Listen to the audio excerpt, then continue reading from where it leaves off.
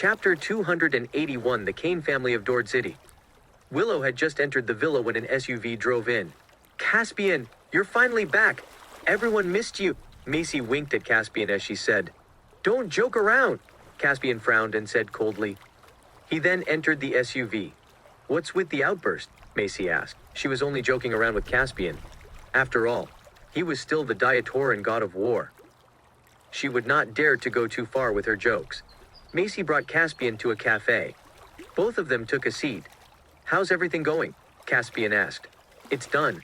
Billy managed to escape, but the rest were completely obliterated," Macy replied with a nod. "Well done. I'll make sure that Southlake City becomes a safer place in the future. We must not let anyone like Billy come in and wreak havoc," Caspian said to Macy as he looked at her. Macy nodded and replied, "Yes, sir." Macy fully obliged Caspian's wishes. The fact that she could stay in Southlake City for such a long time was because of Caspian. If he had sent her back to South Eredlands, she might have died from boredom by now. Being in Southlake City meant she had things to do. It was at this moment that a car pulled up in front of the cafe. Sylvia got out of her car hastily and walked into the cafe. After finishing up the task in Naporia, Sylvia took the first flight back to Southlake City. Although she was a general officer, she wanted to be more respectful in front of Caspian. "We've successfully eradicated the 4 noble lineages as instructed. Melvin of Celestial Sanctum no longer dares to return to Easton," Sylvia said. "Well done. There are many forces in Naporia anyway. Melvin wouldn't dare to act rashly. Both of you have done a great job this time around," Caspian nodded and said. "Thank you, Caspian," Sylvia and Macy said simultaneously. "By the way, I've been busy for too long. I need a rest. I'd like the both of you to handle whatever that comes up in Southlake City," Caspian said. He then rose from his seat and was prepared to leave. "Yes, Caspian," Sylvia and Macy replied. They had become accustomed to serving Caspian as he needed. Caspian was their role model. Meanwhile, at York residence, Celestia was having a breakdown. "Dad, when do you plan on avenging me? My face has been ruined by Caspian. Nobody will want me anymore. I don't want to live anymore," Celestia cried as she covered her face with her hands. She had a veil on her face. She had been depressed after returning from Southlake City. She had vowed to make Caspian pay for what he had done to her. Nobody expected that Caspian would be so powerful. Not only did he kill the strongest person in the York family, but he even disfigured Celestia's face. She had sought the finest doctor in Dhord City, but her face was now covered in scars. She no longer dared to let others see her bare face. How could Wendell just sit there without an ounce of anger in him? However, now that Ivan had been killed, the York family had lost their greatest support. They failed to obtain the resources in Southlake City as well. The York family was in a precarious position now. They were already considered the more fortunate ones. Wendell could only lament upon seeing his dispirited daughter. "My daughter, I wish I could avenge you too, but Caspian's much too mysterious. Haven't heard about the recent incident? Caspian went to Naporia and destroyed Galacrest. Do you think we're any greater than Galacrest?" Wendell sighed. "What?" Celestia was utterly shocked. She had been locking herself up inside York residence without going anywhere. How could she have known about the things that had been happening outside? She was surprised when she heard about the news from her father. Who was Caspian? How could he have destroyed Galacrest? Galacrest was qualified to be considered a second-rate force in Dhord City. Nonetheless, even such a powerful organization was not able to escape Caspian's clutches.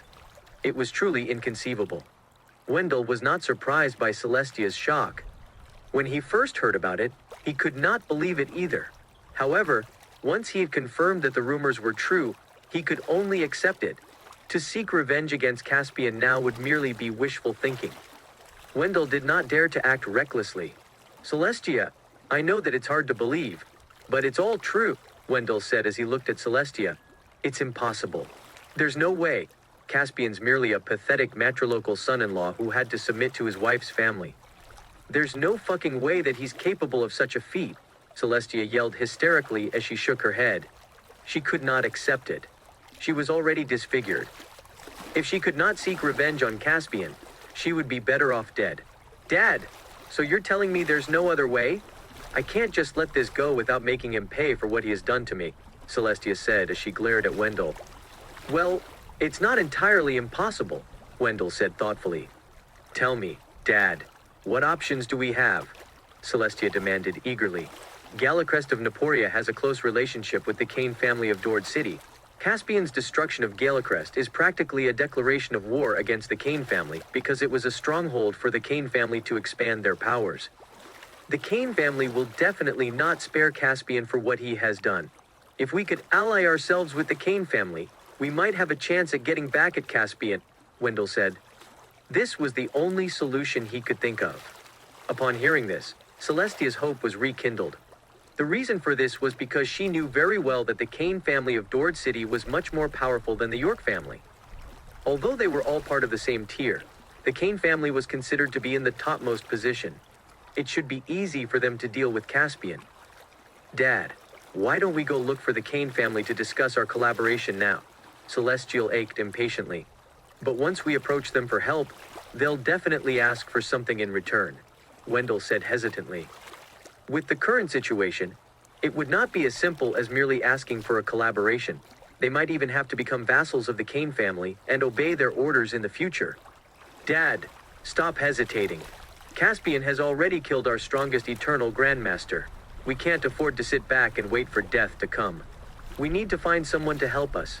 Otherwise, someone else might start targeting us soon, Celestia said impatiently.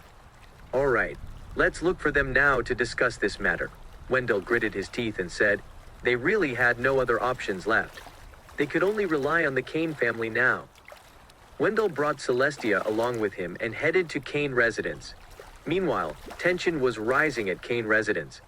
Inside the reception hall, Cole was kneeling on the ground. His knees had begun to become numb. Nevertheless, he did not dare to move an inch. He could only continue kneeling where he was. The reason for this was because the person sitting in front of him was the head of the Cain family, Chandler Cain. Chandler Cain was almost 70 years old. He had been the head of the Cain family for decades. Chapter 282, Top Secret Identity. After being silent for a long period of time, Chandler shouted in a piercing voice, Cole Wilson, do you admit your wrongdoing? Chandler demanded. He was filled with malevolence. When Cole felt Chandler's malice, he trembled with fear. He began feeling extremely uneasy. I do. Please spare me, Mr. Cain, Cole pleaded with utmost urgency. Chandler slammed the table beside him and roared, because of your recklessness, my decades-long plan has completely been ruined. Now you're telling me that you still want to live. Chandler became the leader of the Cain family more than 30 years ago. At that time, he was someone strong-willed and high-spirited. He had even planned to promote the Cain family to become an elite family in Dhord City. This led to him stationing Cole in Naporia. With the support of the Cain family, Cole gradually became the master of Galacrest, with Galacrest establishing a firm foothold in Naporia. It seemed like Chandler was about to harvest the fruits of his decades-long plan. Alas, Galacrest was destroyed at such a crucial moment. A plan that had been in motion for decades was completely ruined in the blink of an eye. How could Chandler not be angry? His hard work of more than a decade went down the drain in an instant. Nobody would be able to accept this. Cole became frightened upon seeing Chandler's wrath. He could only kneel on the ground and plead over and over again. Please, have mercy on me. Please give me one more chance. It's all because of Caspian. If it isn't for the fact that he holds the majority of the control over the forces in the southern part of Diatoran, Cole begged incessantly. In the entire hall, not one person dared to make a sound. Only the sound of Cole's pleading could be heard throughout the entire hall. Cole was extremely worried. He could already imagine his ending. He feared the power of the Cain family. He did not dare to resist in any way. He could only kneel on the ground and acquiesce in the decision to punish him. In consideration of your loyalty to the Cain family over the past few decades, I can spare you your life, Chandler said. I'm beyond grateful, Mr. Cain. Thank you so much, Mr. Cain. Cole thanked Chandler profusely. I can choose not to kill you, but you must atone for your sins. Yes, sir. Cole nodded his head profusely.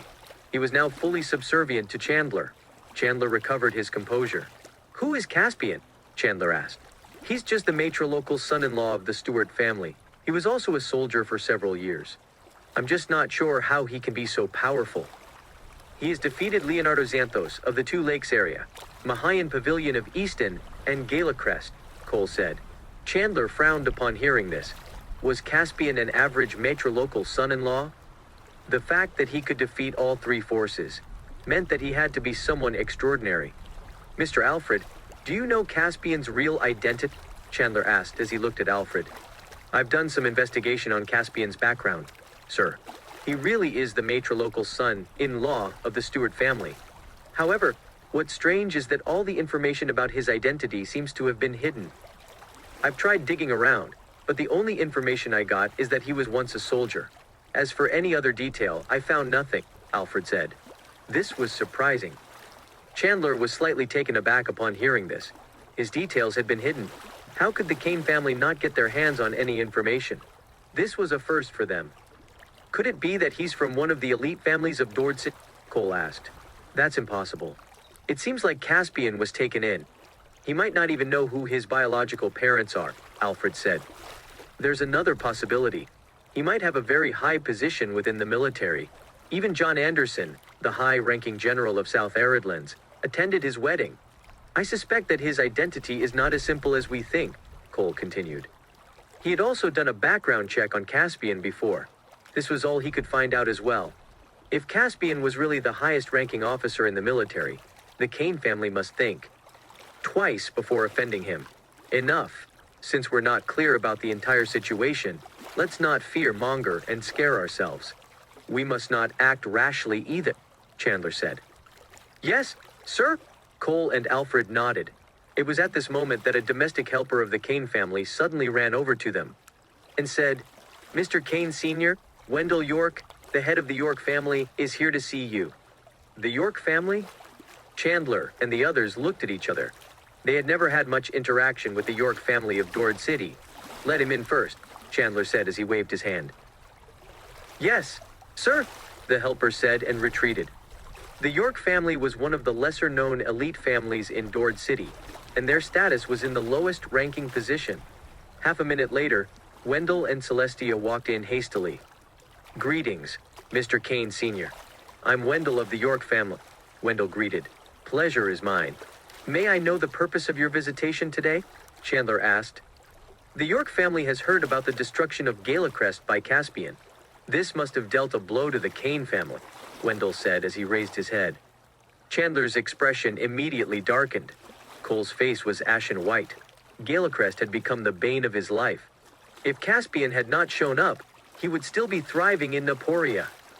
However, everything had been ruined by Caspian. Wendell noticed that Cole was present as well. However, now that Cole had fallen from grace, he no longer had power or status. Wendell did not even bother to pay much attention to Cole. The York family and Caspian are sworn enemies, Wendell continued. Chandler nodded. In fact, he knew about the conflict between Caspian and the York family. After all, the Kane family was an elite family in Dhord City. They had a reliable source of network to learn about the happenings in the cities. The damage Caspian has brought upon our family can never be erased. Not only did he kill our eternal grandmaster, but he also scarred my face with a knife. He disfigured me, Celestia cried out as she knelt on the ground and unveiled her face. The next moment, what everyone saw was a grotesque face. Several of the people present were utterly horrified. How could Caspian so cruelly deform a young lady's face that she no longer resembled a human? A woman's appearance was the most important thing to her. I'd like to ask for Mr. Kane Sr.'s help. Please, avenge us, Celestia pleaded with tears in her eyes. Celestia was no longer the arrogant and domineering Ms. York that she was before. She looked more like a resentful woman who had been abandoned. A smile appeared on Chandler's face as he said, That's enough. You may rise. Caspian's too vicious. He must be killed.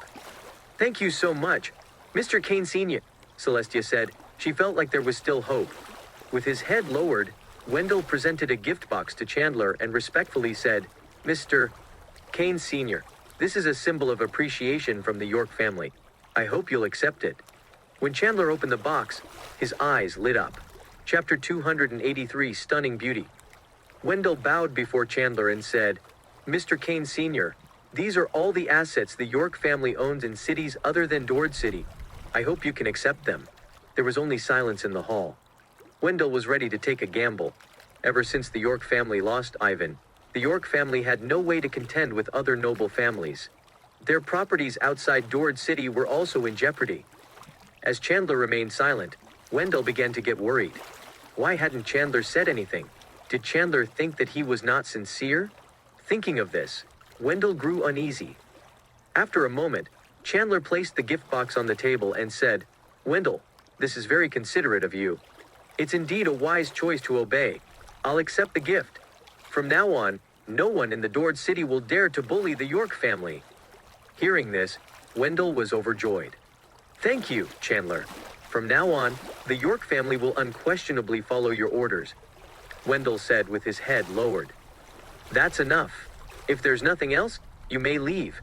Chandler waved his hand. "Of course," Wendell raised his head, ready to leave. "Mr. Kane, may I ask when you plan to deal with Caspian?" Celestia asked anxiously.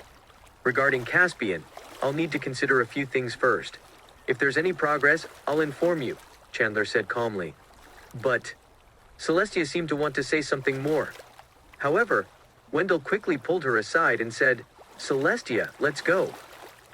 Wendell was afraid that Celestia might say something that angered Chandler. After Wendell and his daughter left, Alfred asked, "Mr. Kane Sr., are you really is to help the York family deal with Caspian? The York family may have lost an eternal grandmaster, but they're still powerful.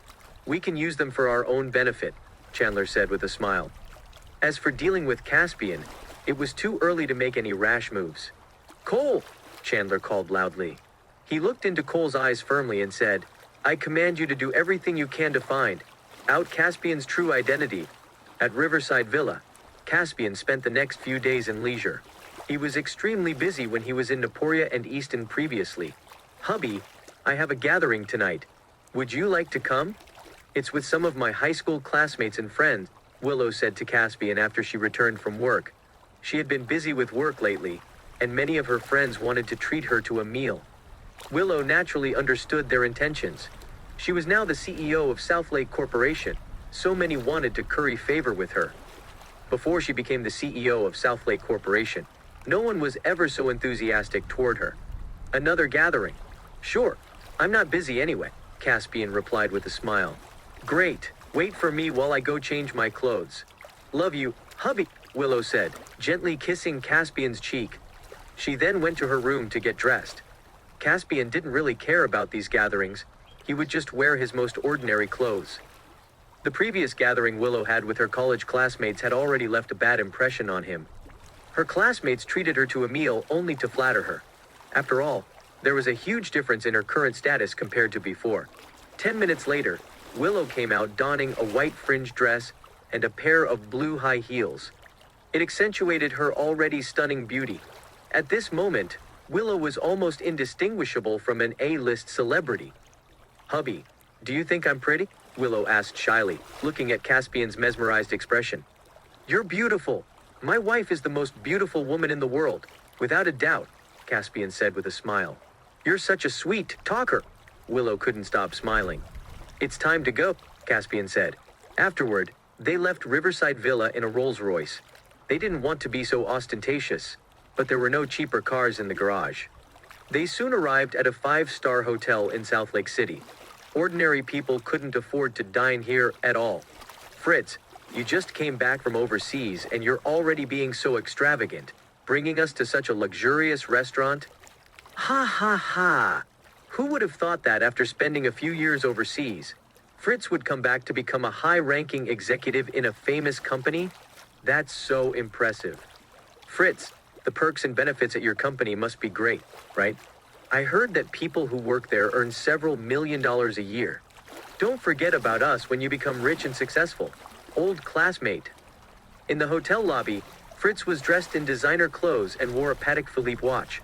He was enjoying the praise of his friends while looking proud of himself. "That's easy. We're all old classmates, so if you have any difficulties, just let me know," Fritz said with a smug smile. He loved the feeling of being praised by his classmates, which was why he wanted to organize a class reunion.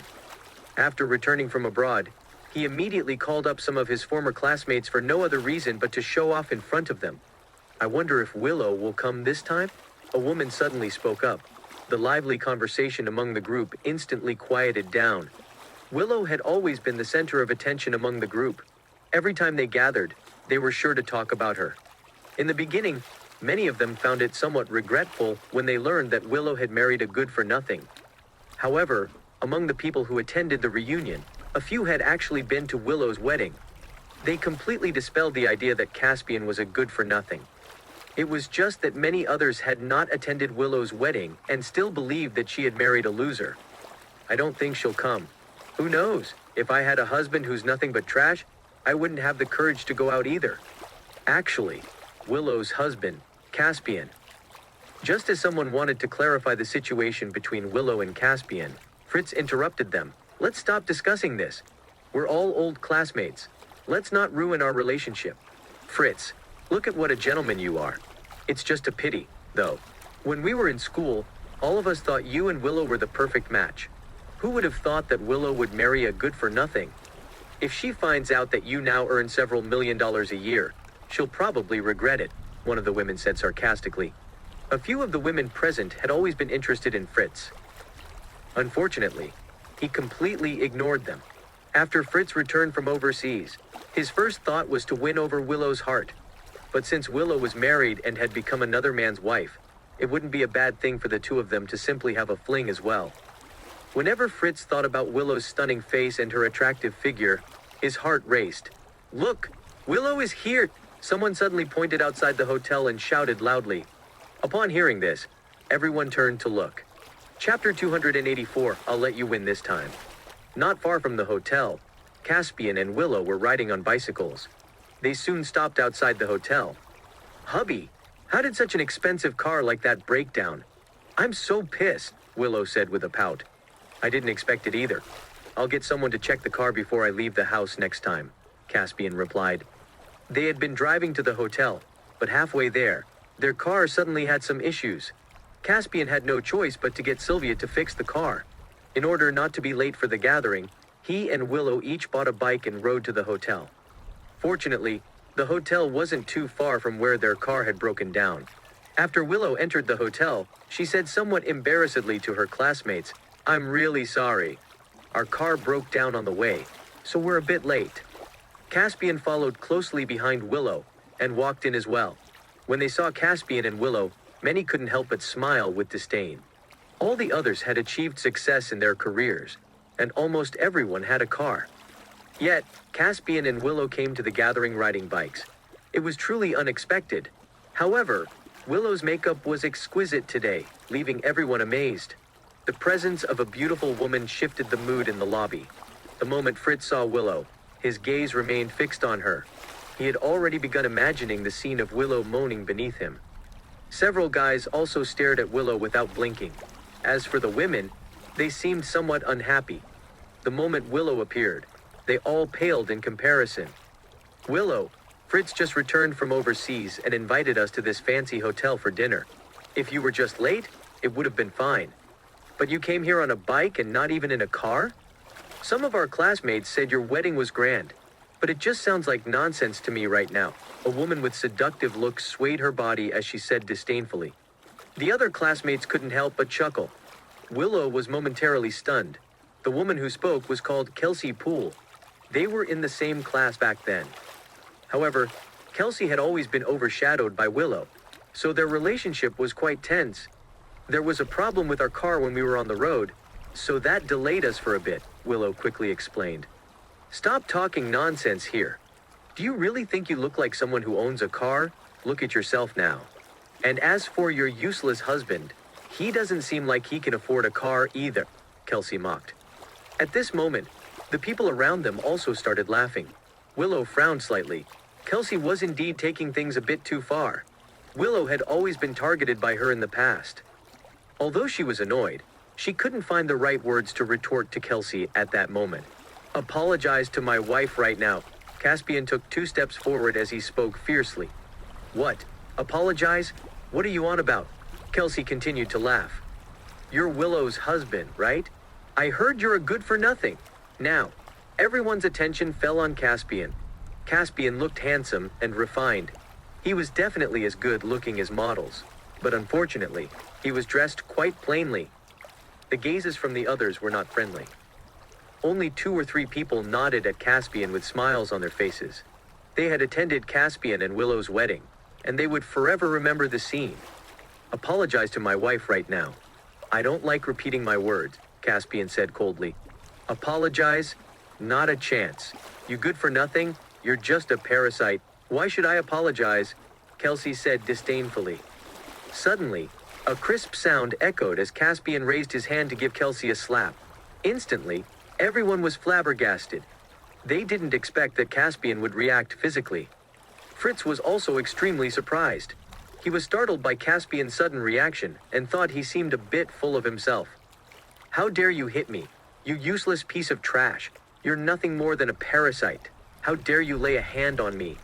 I won't let this slide easily, Kelsey yelled while rubbing her sore cheek, utterly infuriated. Waving her hands, she ran toward Caspian. If that wasn't enough for you, I can teach you a real lesson, Caspian said with a cold gaze, making Kelsey freeze in place. She believed that Caspian was just bluffing, but she couldn't take a step forward. Then, Kelsey clung to Fritz's arm and coquettishly said, Fritz, you have to help me. He's bullying me. Looking at Kelsey's flirtatious display, Fritz couldn't help but feel disgusted. During this time, Kelsey had been shooting him flirtatious glances. Fritz wasn't oblivious to her intentions, but he had zero interest in Kelsey. He only had his eyes on Willow. Even so, there wasn't much Fritz could do in front of so many people. He could only step forward and say, Hello, I'm Fritz, Willow's high school classmate. I just returned from studying overseas and now work for a famous company in Southlake City. Please do me a favor and don't make a big deal out of this. However, Caspian was not buying it. Who do you think you are? You're just someone who studied abroad and gets bedazzled by anything foreign. What gives you the right to be so arrogant? Caspian said angrily. The more he spoke, the angrier he became. This was a common occurrence in Diatoran. Many students who graduated from prestigious universities overseas would choose to live abroad and serve another country. Fritz was dumbfounded by what he heard. How could Caspian be so arrogant and even insult him? However, he wanted to leave a good impression in front of his former classmates, so he didn't lose his temper. Fritz adjusted his attitude and smiled at Willow, saying, Willow, why is your husband so arrogant? I spoke to him kindly, but he shot back with insults. We were classmates before, and if it weren't for your sake, I wouldn't let this go so easily. Caspian frowned, wanting to say something more, but Willow patted his back. He could only remain silent for Willow's sake. Anyone could disparage him, but no one could disparage his wife. Fritz, since you've said so, let's just move past this. We're here for a reunion, so let's keep our spirits up, Willow said with a smile. Hearing Willow speak up, a smug smile appeared on Fritz's face. It seemed he still had some influence, seeing as Willow was willing to listen to him. Everyone is here. Let's go inside, Fritz cheerfully said. Let's go. Let's go. It's my first time eating at a 5-star hotel. I'm definitely going to eat a lot later. The group followed Fritz as they made their way to the dining area. Looking at Fritz's triumphant expression, Caspian sneered disdainfully. He and Willow walked at the back. Willow, are these your high school classmates? They seem even more uncivilized than your college classmates, Caspian said to Willow, who was walking by his side. Willow hadn't expected her high school classmates to turn out like this either. Chapter 285, looking down on her.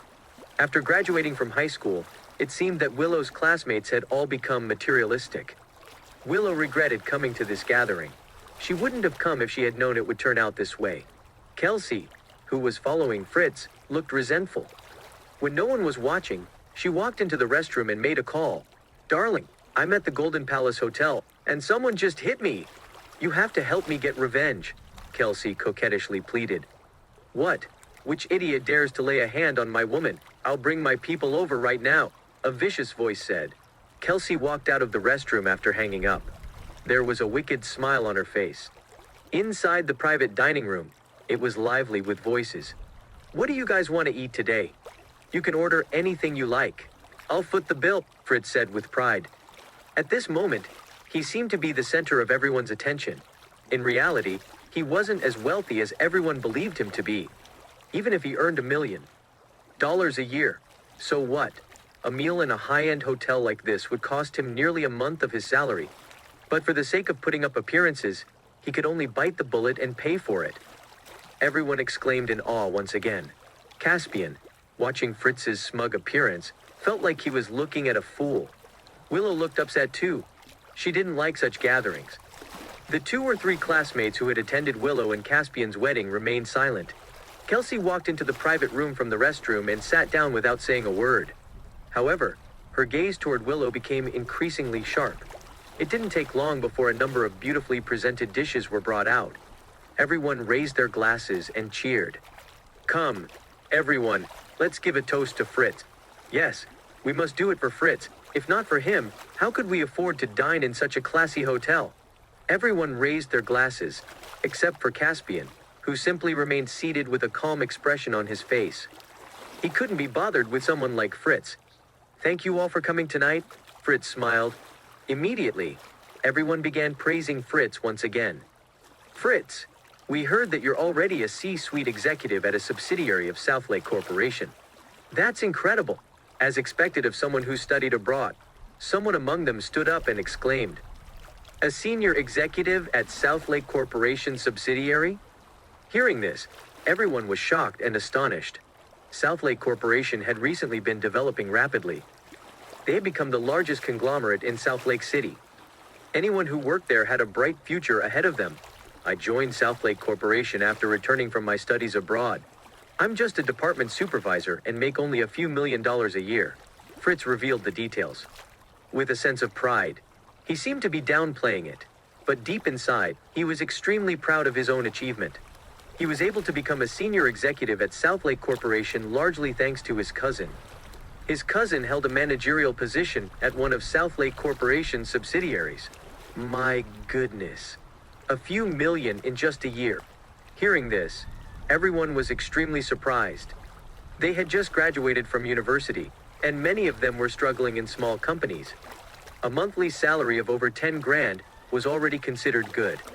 After Fritz returned from overseas, he unexpectedly became a senior executive at Southlake Corporation. He earned hundreds of thousands a month and a few $1 million a year. This made many of them dispirited when they reflected on their own situations. Fritz, you're so outstanding. If Southlake Corporation has any vacancies in the future, could you help us pull some strings? Yeah, that's right. Several of them started to flatter Fritz. If they could enter Southlake Corporation, their future would definitely be brighter. That's easy. If there's any news, I'll be sure to give you first-hand information. After all, we used to be classmates, Fritz said.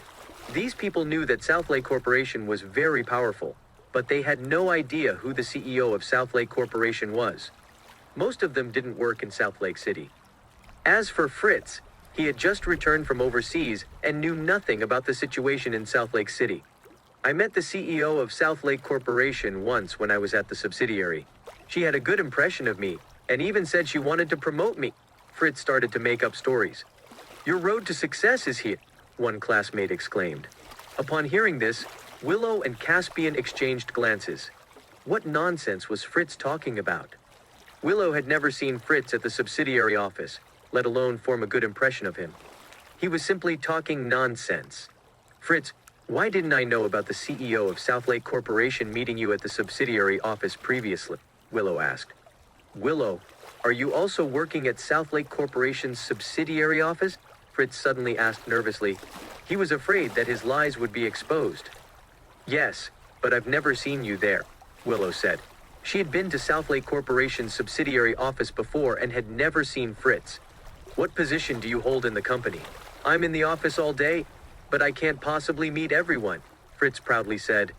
Even if Willow worked at Southlake Corporation's subsidiary office, she was probably just an insignificant employee. Willow couldn't help but laugh. Fritz was so full of himself, wasn't he? Willow, are you perhaps a janitor at the company? Kelsey mocked with a laugh. Everyone was stunned as Kelsey's words seemed plausible. Their gazes toward Willow were suddenly filled with disdain. Willow, don't worry, I'll find a way for you to get promoted when the opportunity arises, Fritz said with a smile. At this moment, he was still thinking about how to take advantage of Willow. Willow rolled her eyes. She was the CEO of Southlake Corporation, yet this insignificant supervisor dared to make fun of her? This is hilarious. I didn't want to get involved in your conversation, but it's just so funny. How could someone like you work at the subsidiary office of Southlake Corporation? It seems like I should hold the person in charge of the subsidiary office accountable. Caspian suddenly burst into laughter. You! Fritz became furious. How dare a good-for-nothing make fun of him? Who do you think you are? How dare you say that about me? You're just a freeloading matrilocal son-in-law, a good-for-nothing. I studied abroad and earn a six-figure salary now. What about you? You don't even have a decent car, Fritz sneered. Seeing that Fritz had gotten angry, the others didn't say anything. They were waiting to watch the drama as it unfolded. Among the crowd, there were 2 or 3 who kept silent because they knew that Caspian couldn't possibly be a loser. Caspian and Willow's wedding was too grand and exceptional. Ha ha ha! Fritz, you idiot! What a pit! Caspian said as he laughed. What do you mean by that? I'll give you 2 options. Either explain yourself clearly or apologize to me immediately. Otherwise, I won't let this slide, Fritz said angrily. He had initially wanted to put on appearances in front of his former classmates, but Caspian had been undermining him all evening. He couldn't bear it anymore. He thought that a good-for-nothing like Caspian would be humbled upon being taught a lesson. I just think that you keep looking down on people. Do you know Willow's position? Caspian said disdainfully. She's just an ordinary employee at Southlake Corporation subsidiary office. Yes, what's so special about her? Several classmates also chimed in. You guys sure know how to look down on people. Willow is now the CEO of Southlake Corporation, Caspian said with a laugh. Chapter 286 slapped again. All was silent. After hearing what Caspian said, everyone was dumbstruck. Moments later, they began to roar with laughter. Ha ha ha, that's the funniest joke I've ever heard. Did you hear what he said? Willow's the CEO of Southlake Corporation? Is he joking? I bet that she's just a clerk in the branch office at most. Willow's former high school classmates could not stop laughing. If Willow's the CEO of Southlake Corporation, who are you? Fritz pointed at Caspian and asked with a chuckle.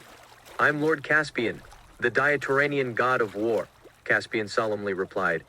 Everyone was stupefied. What did Caspian just call himself? The Diatoran God of War? What a joke.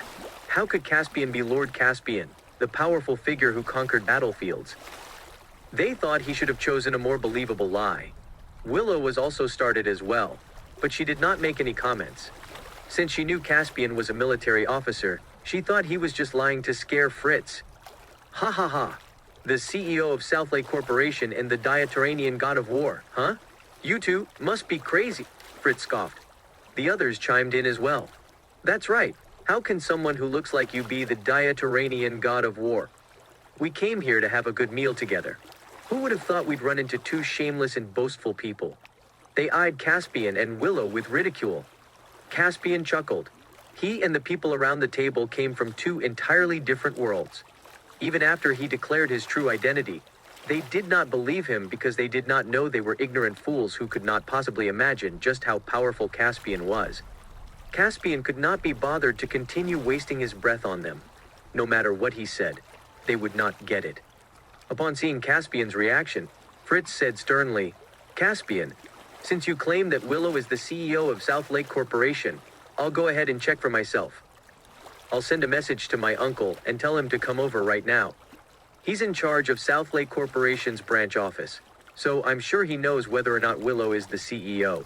Fritz immediately sent the text. He was determined to expose Willow. It was no laughing matter that someone was pretending to be the CEO of Southlake Corporation. Fritz thought that if his uncle, Jeffrey, came over and stopped someone from abusing the CEO's name, the CEO might even reward him for it. Immediately, everyone's gazes became even more respectful as they looked at Fritz. They were surprised that he had such an accomplished uncle. The head of Southlake Corporation's branch office was nothing to sneeze at. Willow shook her head and chuckled bitterly. She no longer wanted to speak to these classmates of hers. Initially, she wanted to use this chance to strengthen their friendship. But after coming over, she realized that things were different now. Her classmates had changed. Unlike their younger days, they were a lot more materialistic and calculating now. Rather than sticking around, she figured it was better to leave early. She did not think she would miss out on anything. "Let's go, hubby. I don't feel like eating here anymore," Willow said as she took Caspian's hand and stood up. Caspian nodded. If not for Willow, he would not have attended such a gathering in the first place. However, as soon as Caspian and Willow got up, a few people blocked their path. The male classmates were keen to keep the drama going. They wanted to see how awkwardly humiliating it would be when Caspian and Willow were exposed in front of everyone. "What are you doing?" Willow asked with a slight frown. "Why are you leaving so soon? You should at least wait until my uncle gets here. I'd like to see if you're really the CEO of Southlake Corporation and the so-called Diatoran God of War." "Ha! What a joke!" Fritz declared smugly. He was not going to let Caspian and Willow leave now. In fact, he might even be able to use this chance to establish a connection with the real CEO of Southlake Corporation. Or perhaps he could use this to threaten Willow after the gathering and demand certain things from her. What he truly wanted was to get Willow in bed. "Why, you?" Willow exclaimed vexedly. "My wife was gracious enough to drop the matter, but since you insist on digging your own grave, don't blame us for not showing any mercy," Caspian declared icily. He patted Willow on the shoulder and gestured for her to take a seat. Fritz cocked an eyebrow. He could not believe how arrogant Caspian was. What gave him the nerve to boast like that? He thought that once his uncle came over, Caspian and Willow would be exposed. The others around the table were also looking forward to the show. All of a sudden, someone kicked the door open. "Who is it? Which bastard with a death wish had the audacity to lay a hand on my woman?" A burly man with a ferocious expression rushed into the dining room with a few of his subordinates. Kelsey leaped to her feet in excitement. She hugged the man's arm as she whined, "You're finally here, Benny. I've been waiting for you." All this while, Bernard Underhill had been working with Lincoln. For some reason, Lincoln established a partnership with Southlake Corporation a while ago. That did not affect Bernard, however. In fact, even more people tried to butter him up. Many women threw themselves at him too, and Kelsey was one of them. Even though Kelsey was rather tacky, Bernard was still somewhat satisfied with her. She performed well in bed, so he was fond of her. When he found out that his lover had been hit, he was infuriated. Who dared to hit his woman? Did they have a death wish? Wrapping his arm around Kelsey's waist and fondling her butt, Bernard asked, "Who's the bastard that hit you, babe? I'll break his legs." "That's him. Look at my face. It still hurts," Kelsey whined as she pointed at Caspian. "All right, I'll break." Bernard's words faltered. The moment he spotted Caspian, he was stupefied. "Kaz? Will?" Bernard gasped. He knew full well who Caspian and Willow were. When Lincoln went to meet those two, Bernard had tagged along as Lincoln's bodyguard. Furthermore, Lincoln had warned Bernard not to antagonize Caspian and Willow. Naturally, Bernard would not have forgotten the faces of people who even Lincoln feared. Sweating profusely, Bernard gulped. He could not speak. In an instant, he was filled with frustration and regret, as well as terror. "What are you doing, Benny? Hit him. Help me get revenge," Kelsey said with a pout when she saw Bernard freezing in place. But as soon as she finished speaking, Bernard slapped her. Chapter 287, Too Late for Regrets. "Benny, why did you hit me? I wanted you to hit Caspian," Kelsey cried out in disbelief as she clutched her aching cheek. Bernard's slap hurt more than Caspian's. Kelsey's face was all swollen. "You bitch! Who else should I be slapping, huh? You nearly got me in so much trouble," Bernard roared at Kelsey. His outburst left Kelsey dumbfounded. All along, Bernard had doted on her and did everything she asked of him. What was up with him today? Why did he hit her?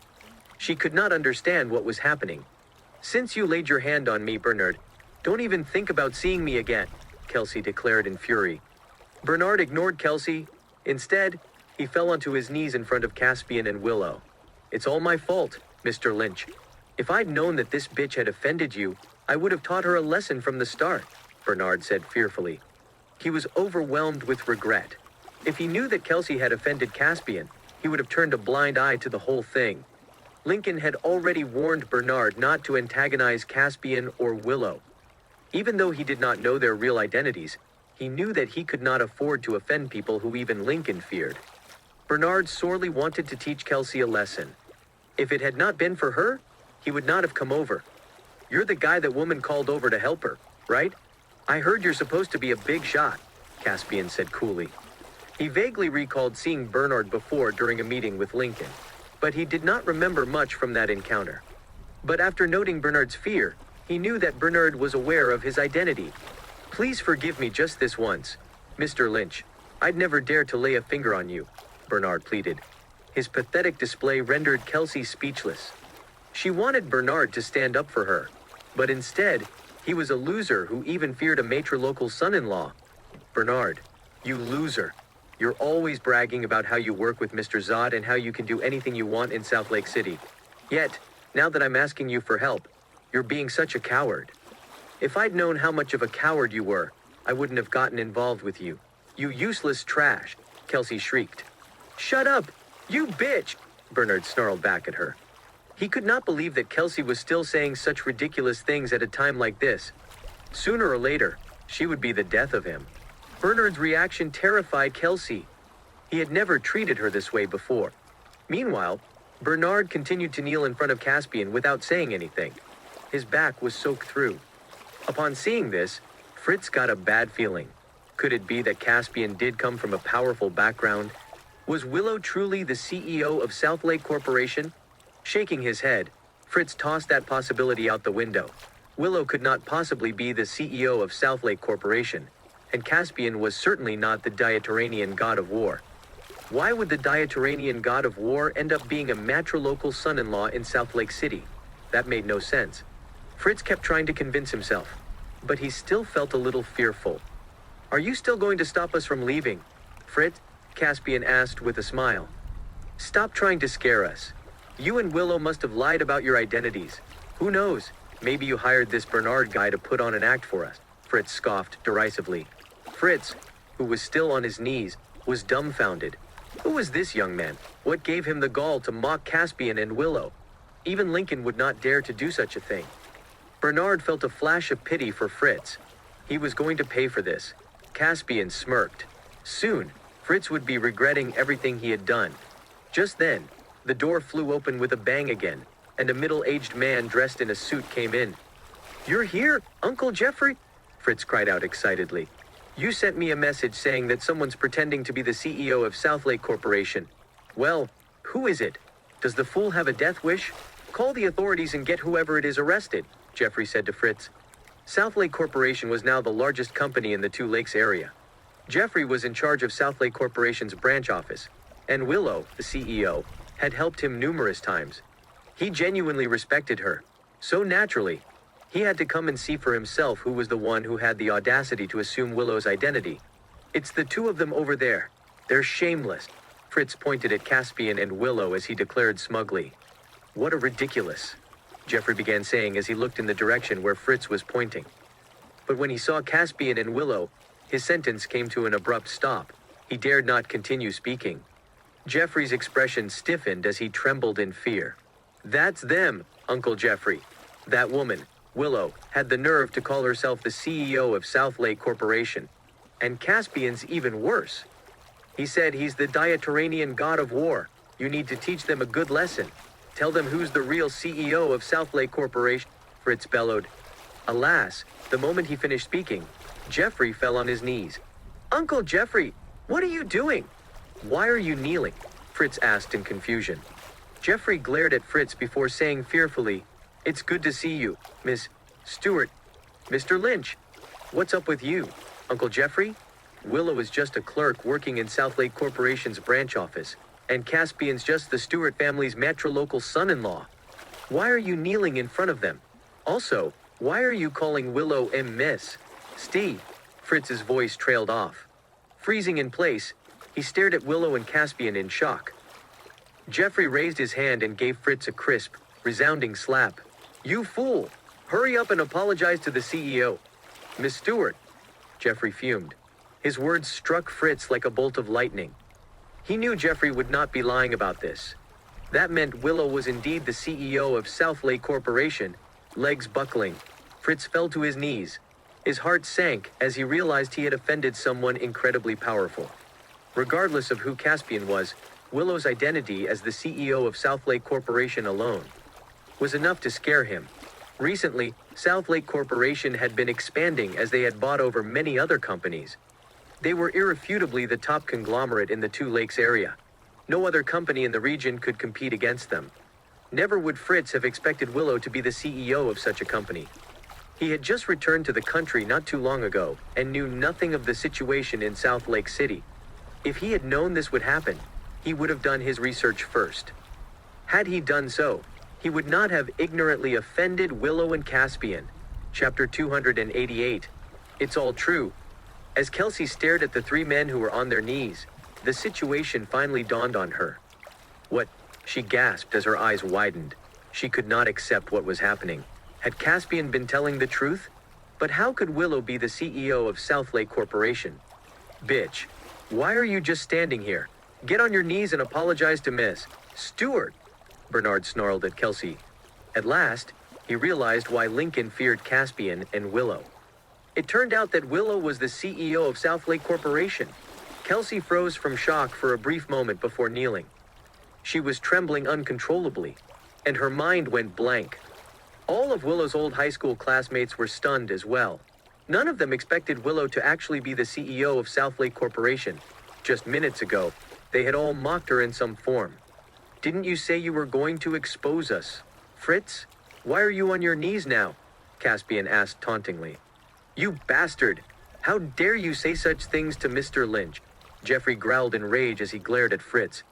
Fritz had messed up badly this time, and Jeffrey had been dragged down with him. While it was true that Jeffrey was in charge of Southlake Corporation's branch office, he was nothing compared to Willow. She could fire him at the drop of a hat. Uncle Jeffrey, Fritz mumbled. He did not know what to say. How could he have believed that Willow was the CEO of Southlake Corporation? If he had known her true identity, he would never have messed around. At this moment, Fritz finally realized what a clown he had been. Caspian and Willow must have been amused by the way he pretended to be a big shot in front of the others. Don't call me your uncle. From now on, I no longer recognize you as my nephew, Jeffrey grimly declared. Fritz slumped onto the floor. Even though he returned to the country after furthering his studies abroad, he only managed to become a manager in Southlake Corporation's branch office because of Jeffrey. If Jeffrey severed ties with him, his bright future would go up in flames. Miss Stewart, Mr. Lynch, it's my fault for not educating this bastard properly. Please have mercy and forgive us just this once, Jeffrey pleaded. Caspian and Willow were the reasons why he managed to head the branch office. Ms. Stewart, Mr. Lynch, I was blind and ignorant. Please ignore what I said and give me another chance, Fritz begged through his tears as well. If he got fired, he would never be able to get a job in a company as good as Southlake Corporation. Fritz knew that if Willow and Caspian did not forgive him, he would be done for. Looking at the three men, Caspian shook his head. Initially, he did not intend to get into a conflict with these people, but he did not expect a simple meal to lead to all this trouble. You can deal with them. Hubby, I won't get involved. Caspian turned to Willow and said, You should handle the matter instead. Hubby, I don't want to deal with this either. I just wanted to have a meal with everyone, but after everything that happened, I don't want to stay here anymore, Willow replied. All along, Willow had been a strong and assertive career woman, but now, she had grown reliant on Caspian. Whenever he was around, she felt at ease and did not have to worry about anything. Caspian eyed Bernard, Jeffrey, and Fritz. His sharp gaze made them lower their heads in trepidation. Report to Lincoln yourself, Bernard. I'll leave the punishment to him, Caspian said calmly. Understood, Mr. Lynch, Bernard replied before exhaling in relief. Fortunately for him, Caspian and Willow were not deeply angered. Otherwise, he would not be able to stay in Southlake City. Caspian's eyes fell on Jeffrey. Sensing the tension in the air, Jeffrey quickly said, I'll accept any punishment, Mr. Lynch. Jeffrey, you abused your power by bringing your nephew into the company. Technically, should be fired for such misconduct. However, you've contributed to the establishment of Southlake Corporation's branch office. Caspian continued, as a warning, you'll be removed from your position as the head of the branch office for 1 month and be penalized a month's salary as well. I hope you'll take the time to reflect on your actions. You'll be reinstated after 1 month. Thank you, Mr. Lynch. Thank you, Miss Stewart, Jeffrey said as he slowly exhaled. Thankfully, it was a light punishment. He did not mind it at all, long as he could continue working for Southlake Corporation. Meanwhile, Caspian rose from his feet. "Shall we go, Willow?" Caspian asked gently. "Okay," Willow replied with a nod. Caspian took Willow's hand and led her out of the room. This time, no one dared to stop them. Everyone was dumbstruck. They could hardly believe that Willow was the CEO of Southlake Corporation. A few of them knew that she was working at the company, but no one expected her to be the CEO. "Goodbye, Miss Stewart, Mr. Lynch," Jeffrey called out respectfully. Once they were gone, he finally stood up. Not keen to stick around any longer. The rest of the classmates left as well. "Uncle Jeffrey," Fritz called out with a resentful expression. "You bastard! You're fired! You can work anywhere you want! Just don't come to the branch office anymore. You nearly got me in so much trouble." Fritz's heart sank. It had not been easy for him to become the supervisor at the branch office, but now, it was all over. Most importantly, Jeffrey no longer acknowledged Fritz as his nephew. Fritz knew he was going to have a harder time furthering his career in Southlake City. "Benny, I know I made a mistake, but you won't hold it against me, right?" Kelsey coaxed as she held onto Bernard just as he was about to leave. She relied on him for money and support. "Stop bothering me, you bitch. From now onward, we have nothing to do with each other anymore. Don't look for me again," Bernard growled before leaving with his subordinates. Overwhelmed with regret, he needed to see Lincoln and receive his punishment. "Bernard, you bastard! How can you cast me aside after getting me into bed?" Kelsey wailed. When the other classmates who left after Caspian and Willow arrived at the entrance, they spotted the two of them standing there. 2 minutes later, a Rolls-Royce pulled up in front of Caspian and Willow. "The car's fixed. Caspian, there shouldn't be any more problems. Please take your seats," Sylvia said after getting out of the driver's seat. She had immediately rushed over after getting the car fixed. Caspian nodded before getting into the back seat with Willow. After seeing this, Willow's classmates realized that Willow and Caspian had been telling the truth earlier. Not only did they have a car, but it was even such an expensive one. Chapter 289. We will take this gown. Caspian and Willow returned to Riverside Villa. In the days following the reunion dinner, their lives were peaceful and carefree. Every day, Caspian would pick up Willow from work. They spent all their time together without anyone else disturbing them. Lincoln had brought Bernard over to extend a personal apology. Caspian could not be bothered to get involved in the matter any further, so he instructed Lincoln to take care of things himself. One evening, as soon as Willow got off work, she approached Caspian, who was waiting for her. She said in a mysterious tone, "Look who it is, hubby." Seated on the couch, Caspian lifted his eyes, asking, "Who did you bring over? Is it Zoe?" He then spotted a stiff-looking Rebecca standing at the entrance. "Nice to see you, Mr. Lynch. It's been a while," Rebecca greeted. Caspian and Willow owned Starsphere Media, so naturally, Rebecca felt the need to be more cautious around them. "Why are you here in Southlake City?" Caspian asked, puzzled. "Hubby, Southlake Corporation has been growing so much, but we don't have a brand ambassador. I figured we could hire Rebecca for that role," Willow explained. "What do you think?" Apart from property development, Southlake Corporation was involved in numerous industries, including the beauty and personal care industry. Thus, they were in need of a brand ambassador. A good one would be highly beneficial to the company. Rebecca was one of the more popular celebrities in Diatoran, so she would undoubtedly boost the company's profile. "Since you've made the decision, honey, I don't have any objections," Caspian replied with a smile. "I love you, hubby," Willow exclaimed as she threw her arms around Caspian and kissed him. Seeing this, Rebecca felt envious and melancholic. Caspian was a wonderful man. How great would it be if he had been hers? Rebecca instantly blushed and felt embarrassed. She quietly lowered her head. "That's enough. We're in public," Caspian reminded Willow. "Did you bring Rebecca over just to sign her on as the brand ambassador?" "Certainly not. We plan on making a trip to Sealand for a photo shoot. Since she's going to become our brand ambassador, we need promotional materials that feature her," Willow said. "Sealand?" Caspian repeated. After pondering briefly, he chuckled and continued, "It's just as well. The last time we decided to go on a honeymoon, we didn't get to enjoy ourselves much. Let's make up for that with this trip to Sealand. We haven't even taken our wedding photos yet." we can do that too. As they had gotten married in a bit of a rush, Caspian and Willow didn't have time to do a pre-wedding photo shoot. They were so busy on the day of the wedding itself that they did not take many photos either. Caspian had always felt bad about that. Thus, he had been meaning to take Willow on a relaxing trip someday. Meanwhile, Willow was tearing up. She also felt sad that they never got to do a proper wedding photo shoot, but she was surprised that Caspian remembered. Willow had wanted to bring it up many times, but she had been too busy, so she ended up keeping her regret to herself instead. Yet, Caspian had brought it up himself today, and Willow's heart became filled with warmth. With misty eyes, she said, "You're the best, hubby. I love you so much." Okay, Rebecca's still here, you know? You sure you want to cry and embarrass yourself in front of her?" Caspian chuckled as he nudged Willow's cheek. Willow abruptly recalled that Rebecca was standing right beside her. Instantly, she felt a wave of awkwardness. On the other Rebecca looked exasperated. She had been forced to witness the couple's lovey-dovey moment. The next day, Caspian, Willow, and Rebecca set off for Sealand. Sealand was located in the southernmost region of Diatoran. With its picturesque scenery and wonderful local produce, including all kinds of seafood, it was famous for being a tourist destination. Countless people flocked to Sealand every year for a vacation.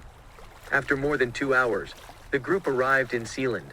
Rebecca headed to the hotel to get some rest, while Caspian brought Willow to the best and most luxurious bridal boutique in Sealand, Everlove Bridal Boutique. The owner was a middle-aged woman who looked elegant and sophisticated. "Hi, what can I do for you today?" she greeted warmly when Caspian and Willow came in. Many of the customers who came to the bridal boutique would choose to rent a wedding gown and return it once they no longer needed it. It was the more economical choice since the bride would only wear the gown once. However, in Caspian's eyes, there was no difference between renting and buying. "We'll just look around first," Caspian replied. "All right. Let me know if you need anything," the owner said with a smile. Caspian led Willow around the boutique. Soon, Willow spotted a beautiful gown that was in a glass display of its own. It stood out from all the other gowns. In terms of design and tailoring, it looked like the best there was in the boutique too. "This is the most spectacular gown in our boutique, miss. You have excellent taste. A famous designer personally designed this gown, and all of the embroidery was done by hand. It took years to complete this gown," the friendly owner explained. "But it's a little on the expensive side. Maybe you can consider taking a look at similar designs with a more affordable price point." The owner was by no means looking down on Willow. The gown was the finest in the bridal boutique. Ordinary people could not even afford to rent it, let alone buy it. Even though many customers had taken a liking to this gown before, they all had to sigh and walk away when they heard the price. Ever since the gown was made, it had only been rented out once. "We'll take this gown," Caspian said casually without even checking the price first. The owner eyed Caspian. He was not dressed like someone wealthy. It was understandable, of course. Caspian did not care about what he wore. "Huh, but the gown costs 1 million, the boutique owner exclaimed. Willow was stunned by the price of the wedding gown. No one would possibly pay that much for a wedding gown. It was not like they would wear it every day either. The owner was used to seeing shocked expressions like the one on Willow's face. Many other customers displayed similar reactions when they heard the price. "Take the gown out and let my wife try it. We'll buy this one," Caspian instructed. Startled, the owner took another look at Caspian. The clothes he wore probably cost less than $100 in total. It cost $1 million to buy the boutique's most expensive gown. And yet, this man had declared his intention to buy it without even asking for the price first. "Are you sure?" the owner checked. "Let's forget about it, hubby. We can just rent a gown for the photo shoot. It'd be such a waste to spend so much money on a gown that I'll only wear once," Willow said to Caspian. "This is probably the only wedding gown in all of Sealand that's good enough to complement your beauty. Let's go with this one," Caspian said with a smile. Confused, the boutique owner did not know what to say. $1 million gown, the only one that could complement Willow's beauty? Was Willow some kind of princess or perhaps a wealthy socialite? Chapter 290, Who do you think you are? "Let's not," Willow dissuaded while shaking her head. Though she really liked the wedding gown and could afford to buy it, It still seemed far too wasteful to buy such an expensive gown. Listen to me on this, honey. It's worth spending $1 million if it means making you happy, Caspian declared. But it went without saying that Willow knew money was not an issue for them anymore. The daily profits from Southlake Corporation were enough to buy dozens of such gowns. Still, she felt reluctant to spend so much money. "We'll do as I say and get this gown," Caspian insisted. He did not give Willow the chance to protest. He was willing to spend any amount of money to make Willow happy. Money was less important than happiness. Willow finally nodded in agreement. Though she did think it was a waste of money, she felt happy too. Which woman wouldn't love a man who would spend so much money on her? He doted on her so much that he did not even ask about the price before deciding to get the gown for her. Willow felt warm and fuzzy inside as her love for Caspian blossomed.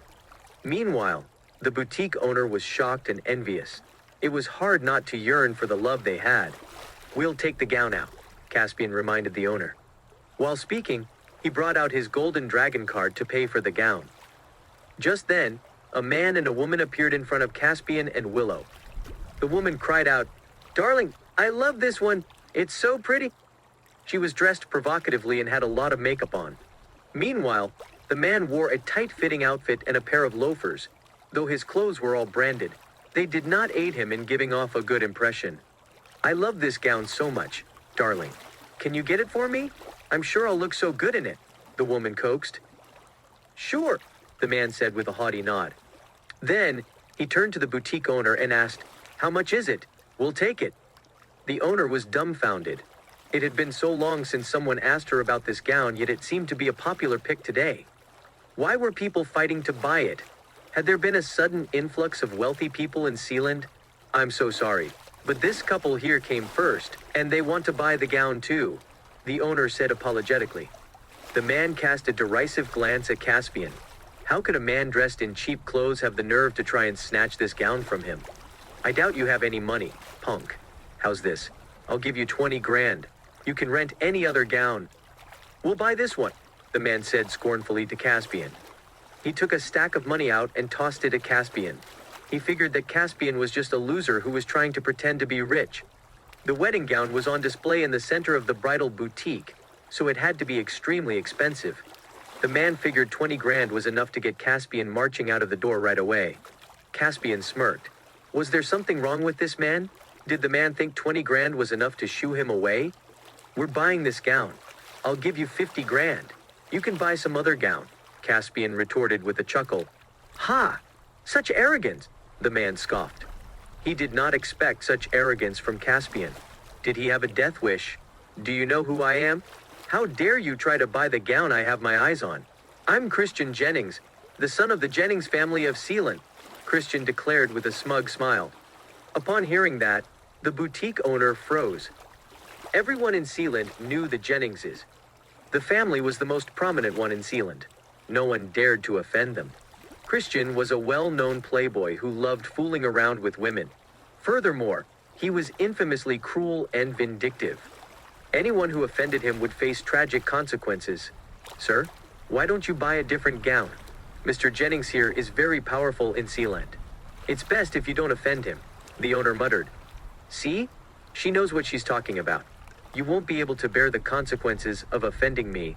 Pick up the money and scram," Christian commanded haughtily. "Ha, who do you think you are?" Caspian scoffed. "You're asking for it? Punk! In that case, I'll make you crawl out of there," Christian roared as he raised his fist. Alas, before he could even swing it, he felt a shooting pain coming from his face as he stumbled to the floor. His nose was bent out of shape and bleeding profusely. Everyone in the bridal boutique was thunderstruck. "You're the one who'll be crawling out of here," Caspian said coolly. Then, he turned to Willow and said gently, "Honey, go and try the gown on. See if it fits." Willow nodded. The boutique owner took the gown out of the display and led Willow to the dressing room. Willow was unbothered by Christian's earlier threats. Many people had wanted to mess with them before, but Caspian always handled the matter. "You fucking bastard! How dare you hit me?" Christian bellowed with rage as he got back on his feet. No one in the boutique dared to say a word. They felt like fleeing the place. Who knew what kind of horrors would soon unfold? The owner was also flustered. She would be in a lot of trouble if she somehow offended the Jenningses. On the other hand, Caspian ignored Christian. He remained silent as he looked toward the dressing room. Soon, Willow came out in the wedding gown. The shop assistant helped her straighten her hem. With her elegant bearing and attractive figure, she looked like an angel. Christian was stupefied. Even though he had fooled around with his fair share of women in Sealand, all of them paled in comparison to Willow. Caspian walked up to Willow and studied her carefully. She looked even more gorgeous than she did on their wedding day. "You're breathtakingly beautiful, Willow. I thought I was looking at an angel who descended from heaven," Caspian declared with a smile. "What a sweet tongue you have." Willow covered her mouth and laughed. She enjoyed his flattery very much. "I want the gown. Darling, I'm sure I'll look even prettier than her in that gown," the woman beside Christian said as she went mad with jealousy. She felt the urge to rush up to Willow and rip the gown off. Christian straightened up. After glancing at the woman beside him, he felt a little repulsed. Initially, he thought the woman was fairly attractive, but now that he compared her to Willow, she was far too tacky. "Get lost," Christian ordered as he slapped the woman. Clutching her face, the woman stared at Christian in disbelief. "Darling, why did you hit me? Have you gone deaf? I told you to get lost," Christian roared. Trembling in fear, the woman wailed and ran out of the bridal boutique. She dared not offend Christian. Following that, Christian approached Willow with a smile and offered, "Hey, babe, why don't you be my lover?